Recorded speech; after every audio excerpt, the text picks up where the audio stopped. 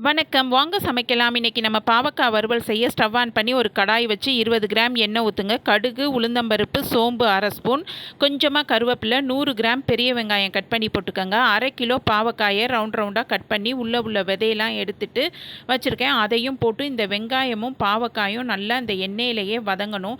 நல்லா கிளறி விட்டு மூடி போட்டு ஒரு நிமிஷம் வைங்க. வச்சுட்டு திரும்ப ஓப்பன் பண்ணி திரும்ப நல்லா கிளறுங்க. அந்த மாதிரி மூடி போட்டு கிளறி விட்டிங்கன்னா நல்லா அந்த எண்ணெயிலேயே நம்ம மூடி போட்டனால அந்த ஆவியிலேயே பாவக்காய் நல்லா வதங்கிடும். நம்ம தண்ணிலாம் எதுவுமே ஊற்ற வேணாம்.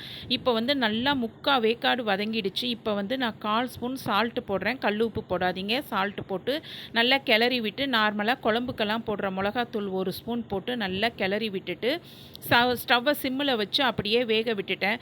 நல்ல பாவக்காய் மொறுன்னு வெந்திருந்தது. டேஸ்ட்டு சூப்பராக இருக்குங்க. இது சாம்பார், ரசம், தயிர் சாதத்தோடு சாப்பிட பிரமாதமாக இருக்கும். செஞ்சு பாருங்கள்.